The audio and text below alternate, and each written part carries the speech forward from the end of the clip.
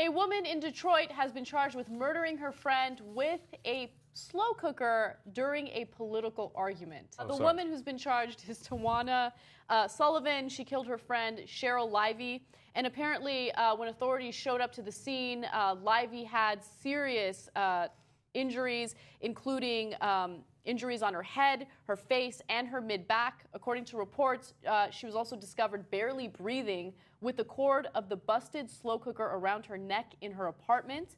And I'm sure you guys are wondering what the political debate was about. Well, unfortunately, the details are very, very vague. The argument was specifically about presidential politics and concerned whatever the controversy was between Democrats and Republicans. If it was about filibusters, it would be the first time anybody ever got killed over a filibuster. But probably they were fighting about Obama, since it's presidential politics, and obviously they disagreed. What's really, really sad about the story, other than the murder, is that they were 50 and 66 years old, and they were friends.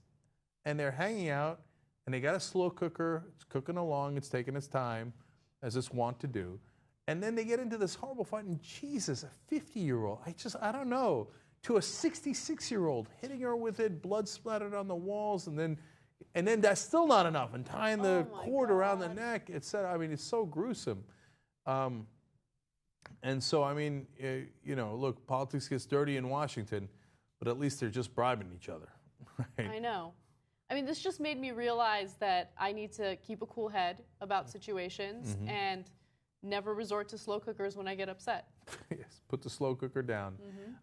And we feel terrible for the victim here. And if the case is proven, you know, obviously that's as serious a case as you could imagine. And don't, look, we get all worked up about politics. There's a whole movie called Mad as Hell about us, right? Don't get this worked up. This is crazy, man. It's not that important. And there's a better way to resolve things than to resort to slow cookers.